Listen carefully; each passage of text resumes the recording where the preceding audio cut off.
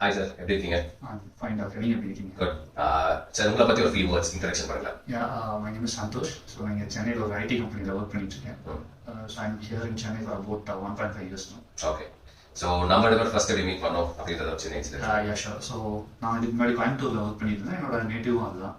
அங்கே எனக்கு கொஞ்சம் ஒர்க் ரிலேட்டட் இஷ்யூஸ்னால நெக் பெயின் இருந்தது. அந்த ட்ரீட்மெண்ட்காக உங்கள்கிட்ட நிறைய செஷன்ஸ் வந்தேன். ஓகே. ஸோ ரொம்ப நல்லா ரெக்கவர் ஆனேன். அண்ட் அகெயின் இப்போ இங்கே வந்து திரும்ப எனக்கு அது கொஞ்சம் நெக் பெயின் அக்ரிவேட் ஆனது கட்டி அகெயின் இங்கே வந்திருக்கேன்.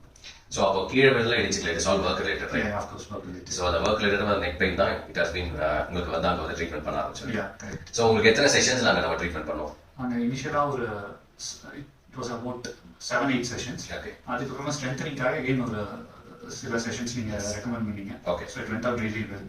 I was very satisfied. Okay. So உங்களுடைய நெக் பெயினோட சிவியாரிட்டி எப்படி இருந்துச்சு? அது உங்களுக்கு எப்படிலாம் இம்பாக்ட் பண்ணுச்சு? உங்களுடைய டே டு லைஃப் எப்படி வந்து அது இம்பாக்ட் பண்ணுச்சுன்னு சொல்லிட்டு கொஞ்சம் கிளியராக சொல்லுங்களேன். Sure doctor. இப்போ ஐ மீன் முதல்ல இருந்ததை விட இப்போ ரீசெண்டாக வந்ததை பற்றி நான் சொல்கிறேன். ஓகே.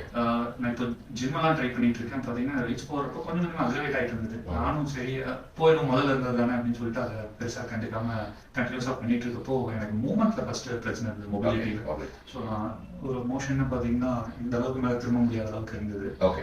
பெயினும் ரொம்ப அக்ரிவேட் ஆகிட்டு தூங்கி எழுந்திருக்கே ரொம்ப கஷ்டமாக இருக்கும். உங்களுக்கு படுக்கிறப்ப இங்கே நல்ல பெயின் இருக்கும், ஏன் எந்திரிக்கிறப்ப பெயின் இருக்கும், திரும்பி படுக்க முடியாது.